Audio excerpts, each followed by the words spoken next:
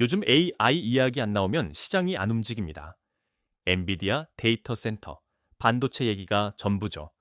그런데 이 흐름에 대해 가장 먼저 경고한 사람들이 있습니다. 테슬라의 일론 머스크, 그리고 오픈AI의 샘 알트먼입니다. 두 사람은 공통적으로 이렇게 말합니다. AI의 진짜 한계는 기술이 아니라 전력이라고 말입니다. 앞으로 AI 경쟁의 승패는 누가 더 좋은 알고리즘을 만드느냐가 아니라 누가 더 안정적인 전력을 확보하느냐에서 갈릴 것이라는 겁니다. 그리고 바로 그 지점에서 클린 에너지가 다시 시장의 중심으로 올라오고 있습니다. 그래서 오늘은 2026년을 기점으로 클린 에너지 산업이 왜 다시 주목받는지, 이게 단기 반등인지 구조적 성장인지, 그리고 투자자는 어디를 봐야 하는지 아주 쉽게 정리해 보겠습니다. 먼저 최근 성과부터 짚고 갈게요. 2025 년 클린 에너지 섹터 수익률은 무려 47%였습니다. 같은 기간 AI 관련주보다 더 좋았습니다. 많은 분들이 이렇게 생각하셨을 거예요. 이거 그냥 바닥에서 튄 거 아니야? 보조금 기대감으로 잠깐 반등한 거 아니야? 하지만 시장은 2026년을 단순한 반등의 연장이 아니라 결정적인 전환점으로 보기 시작했습니다. 왜냐하면 지금 클린 에너지를 밀어올리는 동력은 예전과 완전히 다르기 때문입니다. 이제 첫 번째 핵심입니다. AI 혁명과 전력 수요 이야기입니다. 요즘 AI 얘기할 때 전기 얘기를 빼놓을 수가 없습니다. 오픈 AI나 테슬라 같은 회사들의 CEO들이 직접 말합니다. AI의 병목은 반도체가 아니라 에너지라고요. AI 데이터 센터는 말 그대로 전기를 빨아먹는 괴물입니다. 국제에너지기구 전망에 따르면 AI와 암호화폐 관련 전력 소비는 불과 몇 년 사이에 2배 가까이 늘어날 수 있고 그 규모가 일본 전체 전력 소비량과 맞먹을 수 있다고 합니다. 이건 굉장히 중요한 포인트입니다. AI는 단순히 서버 몇 대 늘리는 문제가 아니라 국가 단위의 전력 인프라 문제로 번지고 있다는 뜻이거든요. 그렇다면 질문이 하나 생깁니다. 이 전기를 어디서 어떻게 공급할 거냐는 겁니다. 석탄이나 가스로 계속 때울 수 있을까요? 답은 아닙니다. 빅테크 기업들은 탄소 중립 목표를 이미 선언했고 데이터 센터를 돌리기 위해 재생에너지 기반 전력 계약을 공격적으로 늘리고 있습니다. 여기서 등장하는 조합이 있습니다. 태양광과 에너지 저장 장치입니다. 낮에 발전한 전기를 저장했다가 밤에도 쓰는 구조. 이게 없으면 AI 데이터 센터는 안정적으로 돌아갈 수 없습니다. 즉, AI 혁명은 클린 에너지를 선택지가 아니라 필수 인프라로 만들고 있습니다. 두 번째 큰 변화는 글로벌 에너지 구조 자체가 바뀌고 있다는 점입니다.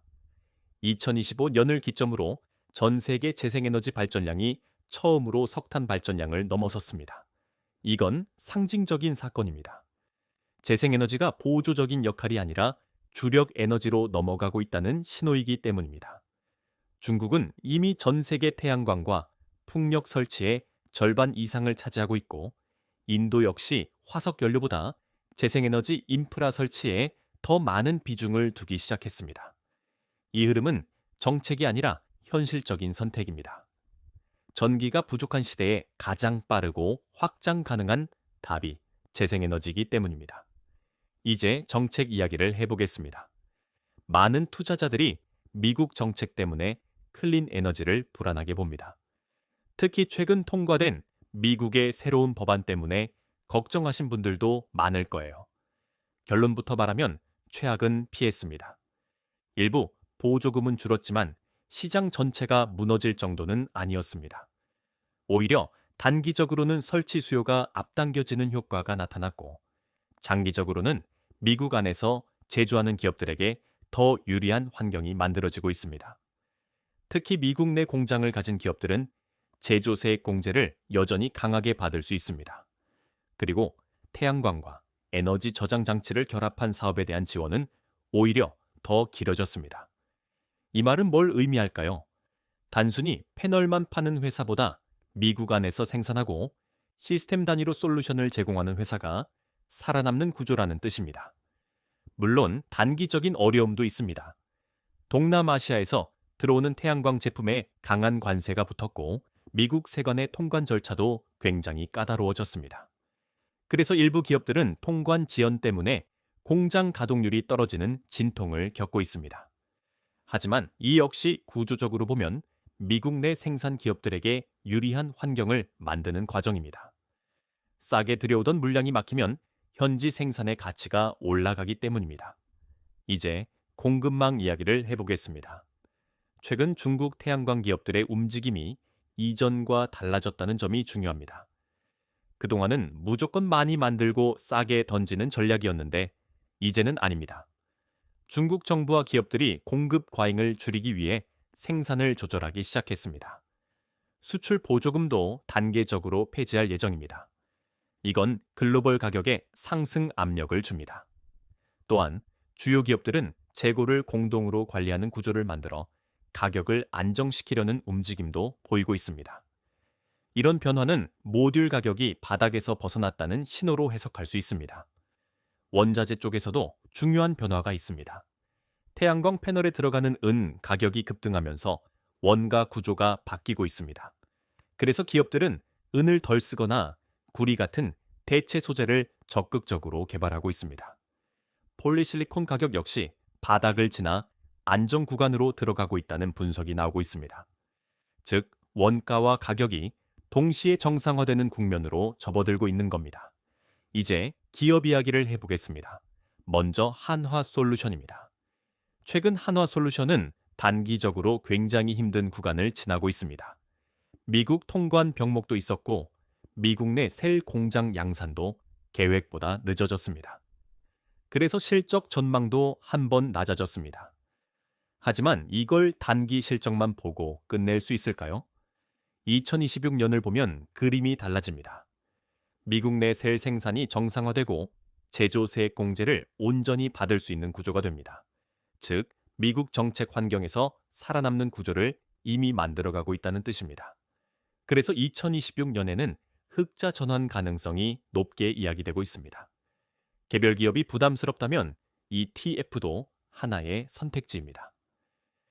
글로벌 클린 에너지 ETF는 수십 개 이상의 기업에 분산 투자하면서 재생에너지 전환이라는 큰 흐름을 가져갈 수 있습니다. 특정 기업 리스크를 줄이고 섹터 전체 회복에 베팅하고 싶은 투자자에게는 충분히 합리적인 선택입니다.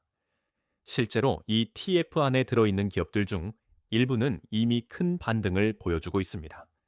이제 정리해 보겠습니다. 2026년 클린 에너지 시장은 보조금에 기대서 움직이던 시대에서 스스로 경쟁력을 증명해야 하는 시대로 넘어가고 있습니다. 그래서 투자 전략도 달라져야 합니다. 단기적으로는 가격 변동성에 주의해야 하고 중국 정책 변화 시점 전후로 시장이 흔들릴 수 있습니다. 하지만 중장기적으로는 미국 안에서 생산하고 수직 계열화를 갖춘 기업들이 가장 강한 수혜를 받을 가능성이 큽니다. 또 하나 중요한 포인트는 단순히 패널을 만드는 회사가 아니라 AI 데이터 센터에 맞는 전력 관리와 에너지 저장 솔루션을 함께 제공할 수 있는 기업입니다. 이런 기업들은 단순 제조사가 아니라 인프라 기업으로 평가받게 됩니다. 마지막으로 결론입니다. 2026년은 클린 에너지 주식이 다시 성장주로 평가받는 해가 될 가능성이 큽니다. 정책 리스크와 단기 실적 부진이 이미 주게 반영된 지금 구간은 장기 투자자에게는 전략적으로 의미 있는 시점일 수 있습니다. AI 시대의 전력 문제를 누가 해결하느냐의 싸움에서 클린 에너지는 더 이상 주변부가 아닙니다.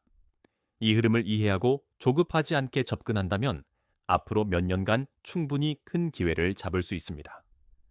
오늘 영상이 도움되셨다면 좋아요와 구독 부탁드리고요. 댓글로 여러분은 클린 에너지에서 어떤 부분이 가장 유망하다고 보는지 남겨주시면 다음 영상에서 이어서 다뤄보겠습니다. 감사합니다.